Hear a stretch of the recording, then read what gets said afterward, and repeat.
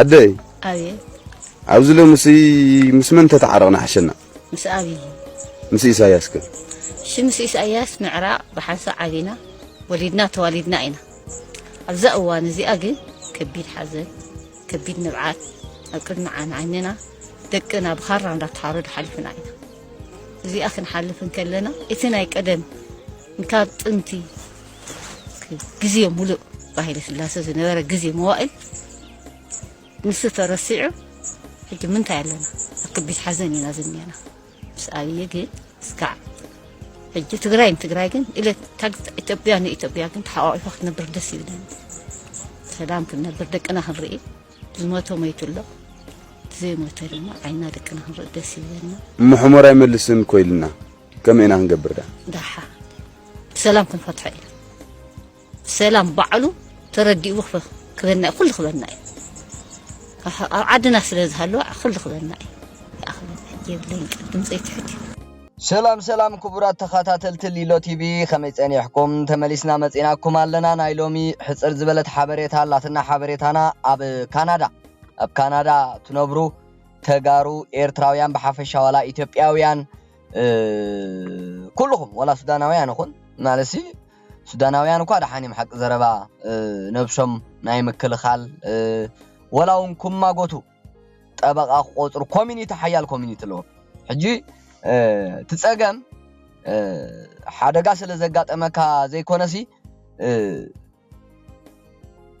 تماغويتكا ختسعر زي تخولولو اندحر دا خوينو خم حبرتسب زودق اتخونكا او يتشجر سلازي اب تغارو كومتات هالو اب ايرتراويان مسكارا ايدليني بقى حدا حوخا حدا ايرتراوي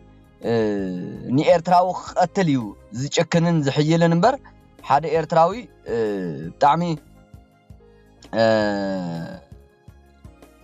ني ايرتراوي كحلن بزعبا ايرتراوي كطابقن اب زي نخلول درجه يابصحنا شعبيا سلازي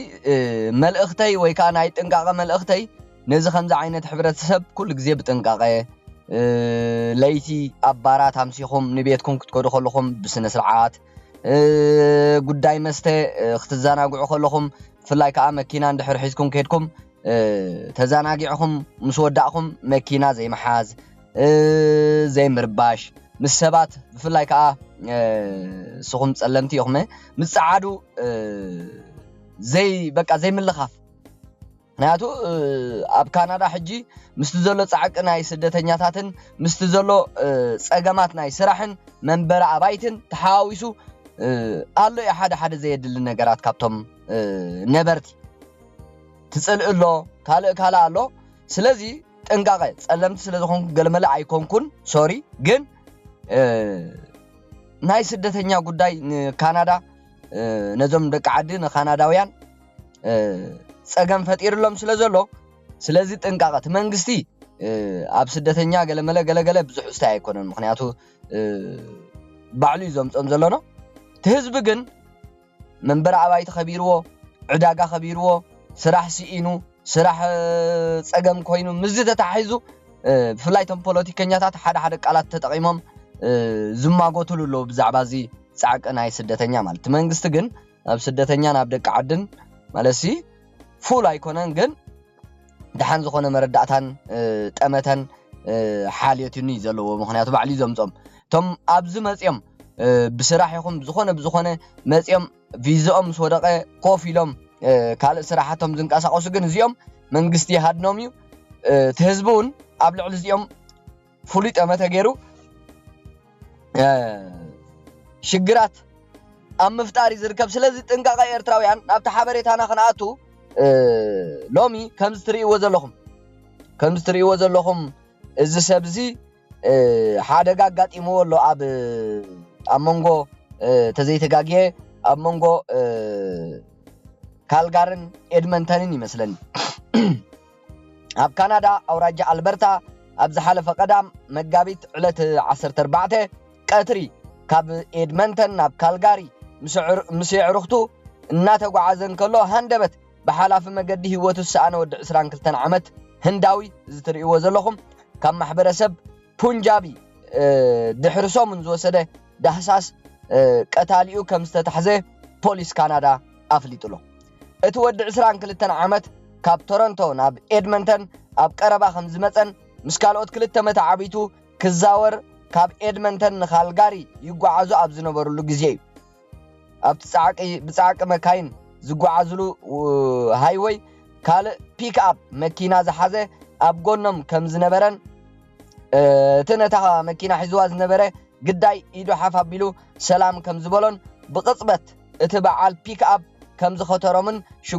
ሽጉጥ ኣውፂኡ ከም ዝተኮሰሎምን እቶም ዕርኽቱ ንፖሊስ ቃሎም ሂቦም ነይሮም እዮም እንተኾነ መንነት ናይቲ ቀታሊ መንቀሊኡ ብዝኾነ ኣካል ዝተባህለ የለን ይኹን ደኣ እምበር ከም ኣጋላልፃ ማሕበረሰብ ፑንጃቢ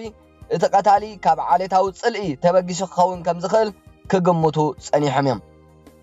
ሎሚ ፖሊስ ሙሉእ ሽም ናይቲ ቀታልን ኣድራሽኡን ዕላው ገይርዎ እኳ እንተሎ መንቀልእ ዝቕትለት ግን ኣብ መርመራ ከም ዘሎ እዩ ሓቢሩ ከም ዝፍለጥ ናይ ስደተኛታት ጉዳይ ኣብ ካናዳ ኣብ ውሽጢ 3 ዓመት ካብቲ ዝግብኦ ንላዕሊ ስለ ዝዘቕበበ እቲ ቀንዲ ኣብ ስደተኛታት ጽልኣት ከሕድሩን ብፍላይ ኣብ ልዕሊ ህንዳውያን ዘሎ ዓሌታዊ ጽልኢ እንዳዛየደ ክኸይድ ጸኒሑ እዩ ብሰንኪ መንግስቲ ካናዳ ዝኽተሎ ዘሎ ናይ ስደተኛ ፖሊስን ዘሰዓቦ ዝቕባበን እቶም ዝሓሸ ህይወት ኢሎም ዝተሰደዱ ህንዳውያን ካልኦት ስደተኛታት ብህዝቢ ካናዳ ካልኦት ስደተኛታትን ብህዝቢ ካናዳ ክጽልኡን ይገብር ምህላው ፍሉይ ይገብሮ እዞም ኩሎም ኣብ ካናዳ ዘለዉ ዝተፈላለዩ ስደተኛታት ሕጋዊ መስርሕ ሓሊፎም ዝኣተው እኳ እንተኾኑ ነቲ ኣብ 2020 ዝተፈቐደ ናይ ዋሕዲ ስደተኛታት ምትካእ መስርሕ ዓሚጾም እዮም ኣትዮም ዝብል ወቐሳ ግን ብዝተፈላለዩ ፖለቲከኛታት ይግለጽ እዩ ኣብ 2025 ጥራይ ክሳብ 4 ሚልዮን ዝተፈላለዩ ናይ ስራሕ ወረቐቶም ዝወደቐ ካብ ካናዳ ክወፁ ነይሮም ኣብዛ 2026 ከባቢ 1.4 ሚልዮን ክሳብ መወዳእታ ዓመት ዝወድቕ ኮይኑ ክሳብ ዛ ሒዝናያ ዘለና ወርሒ ጥራይ 300,000 ልዕሊ 4 ሚልዮን ማለት ኮይ ናይ ስራሕ ፈቃዶም ወዲቑሎ እዝን ካልእ እንተወሲኹ ኣብ ካናዳ ዘሎ ዝቕባበ ጽልኢ ወሊዱ ክኸውን ይኽእል ዝብል መደምደምታ ክትወስድ የገድድ እዩ ፈቃዱ ገብረአብ ኤድመንተን ካናዳ 23 ወርሒ 3 2026 ቴንክ ዩ ወድማይ ጎልጎል ፈቃዱ ገብረአብ ካብ ልብ ዘመስግን ብስም ኩሎም ተኸታተልተይ ስለዚ ኤርትራውያን እንታይ ንምባል ሕጂ ኣብ ኤርትራው ከምዚ ኣጋጢሙ እንተዝኸውን ወይ ዝተቀተለ ኤርትራው እንተዝኸውን ከምዚ ገይሩ ከማን ሓበሬታ ዝስርሓሉ የለን ራይ ወድማይ ጎልጎል ከመይ ገይሩ እቲ ዘሎ ሓበሬታ ሰብ ክፈልጦ ክመሃረሉ ፈቃዱ ገብረአብ ወድማይ ጎልጎል ያ ፍቄ ክጽሕፍ ማዓት ሕጂ ናብራ ምዕራብ ዓለም ደዋቢላቶ መስለን እንበር ምስ ፍቄ ባይዘወይ ካብ ስምረት መንእሰያት ኤርትራን ድሕነት ሃገር ከምኡ ኢሉ እውን ስምረት ምንቅስቃስ ኤርትራውያን ድሕነት ሃገር ኢና ንፋለጥ መጀመርያ ኣነ ከይወረድኩ ከለኹ ካብ እስራኤል ንኢትዮጵያ ድሓር እውን ኣብ ኢትዮጵያ ምስ ወረድኩ ዝተወሰነ ግዜ እውን ክሳብ ንካናዳ ዝመጽእ ወድማይ ጎልጎል ንካናዳ ቅድሚ ምምጽኡ ዝነበረ ግዜ ብሓንሳብ ኢና ኣብ ማለሲ ኣብ አዲስ አበባ ዝተፈላለዩ መንገድታት ንረኸብ ብሓንሳብ ነርና ኢና ይፈልጠ ናይ መጽሓፍ ዓቕሙ ዝለዓለ ይጽሕፍ ብጣዕሚ ይጽሕፍ ግን ሕጂ ኩነታት ናይ ካናዳ መስለን ብዙሕ ኣይርየን ስሕት ኢሉ ግን ብጣዕሚ ንእዋናዊ ኩነታት ይዝገልጽ በቀዳማይ ሪኢኹማ ይኹም ጽሒፍዋ ነበረት ብኤርትራዊት ሓፍትና ሰላም ሳይሞን ንምድንጋር ንኤርትራውያን ንምድንጋር ራዩ ቲኤርትራውሲ እዚ ዝብለኩም ዘለኹ ሕጂ ቲኤርትራዊ ንኤርትራዊ ክንዲ ዝሕግዝ ንኤርትራዊ ዝብዝብዝ ዘቆል ዓዚያ ምህርቲ ቋንቋ ፈሊጤ ቋንቋ ያምበር ታይ ትምህርት ሊዋ ግን ቋንቋ ናይ ካናዳ ኺኢላቶ ኣብዚ ካናዳ ብጣዕሚ ብሕጉን ዘሕትታ ስራሓትሎም ንኤርትራውያን ንዝተሸገሩ ዝናይ ኢንሹራንስ ንፉልያት መኪና ዝውሃብሲ ንሕና ኤርትራውያን ሕጂ ካብ ስራሕ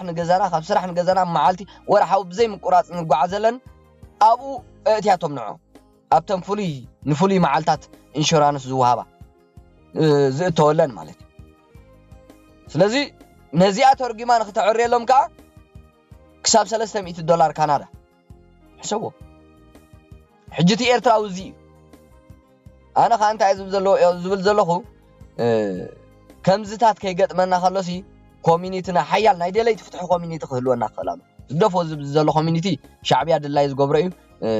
نابنت كم زحجي نايز هنداو أقاطي ما زل حدقة نتوم إيرتراويان ني إيرتراو قاطي ماتو نتوم ناي هقدف كومينيتي حق زنت بلوم بقى برك فل يمزلوخا دولار كفل يمزلوخا ناي قد شعبي أبزي سلتاي لا ساتقب انديا ما يتواصل كان سلازي كاب شعبي حاجز دلينا إلى زي كونك شعبي أنا تحساس بان كتفن دي زلوا بدياسبورات هالو أب عد هالو كاب أنا دلي حاجز يلن جنتي إيرتراو دلاي فتحي ناتو حيال كومينيتي خانس خلالو لوم زي إيرتراوي لوم هنداوي إيرتراو خوين انت زخون نيرو من قصة سمايا وارسو كم زانا يفقادو ود ما يقول فقادو قبر أب ذهب حبريتا غيرو خمانسي مش بوليس تخاتاتيلو تحبريتا أصنيعو ترجيمو كم زي أجيرو نهزب خقرب أيكلن إيرتراوي شون تاين مبالي إيرتراوي كومينيتي خاب كفتر نهقدف تماليسو حق زي زمرت نهزناي ناي هقدف كومينيتي وانا ناي قتاليخا كومينيتي كتحجز مس قتاليخا كتنبر مس قتاليخا نقتاليخا كتحيل سلازي شعبي انا اتحساسبو نسعرو ناتنا حيال كومينيتي نمسرت اب دياسبورا يا اتونايو نمسرت كومينيتي شعبي انا ابوشتنا ليخو يفرسنا ابو خم بعلزا نابنتي حيال كومينيتي مسرتنا نبل اذا سلام سايمون ابو ادنبر جبرنا نبل وتطفعنا رايوان أمن قد إن حالفوا نزتشجوري إيرتراويان وقام حرت زي هابتسي نزتطرنفن استودبن حيلي أتاويتات نزلوا حيلي تايلي أخذ محرم سلازي إيرتراو قوم عينخون بهلاي كم بعل سلام سايمون كم بعل كالوت هالو مدناقرت الليباتات ني إيرتراوي أبي لا تقومون دابلو خلاليون كناديون زوعلو مخنياتو بتات تقومو خبلعو إيرتراويان كوبزي من كوسكوس كنبل تمهرت زي بلنا قانقوا زي نخيل بقى تا مكينا كمان زجير قبرلهم زم عدس على فقودلنا مكينا سالنا حزمبر وا إيرتراوي صقماتو علالي بتا صقماتو كمجرو ططرا يزدل ስለዚህ ከምዚ ዓይነት ተግባራት ክስዓር ክኽላሎ ሓይሊ ከኣኽህልወና ኣለዎ ኤርትራውያን ደለይ ትፍትሒ ኮሚኒቲ ሓያል በቃ ሓያል ዝኾነ ፀገም ኣጋጢሞን ሓደ ኤርትራውሲ ፀገማቱ ዝፈትሕ ሓያል ኮሚኒቲ ክህልዎ ክኽእል ኣለዎ ኤርትራዊ ደላይ ፍትሒ ዲያስፖራ እዚ ዝብል ክሳብ መወዳእታ መደበይ ምሳይ ስለ ፀናሕኩም ኣመስጊነ ንሓውና ተቃላሳይ ፍቃዱ ገብረ ኣብ ወዲ ማይ ጎልጎል ካብ ልቢ ብስም ኩሎም ተኸታተልተይ የመስግን የቀኒየለይ ሰላም ፅንሑ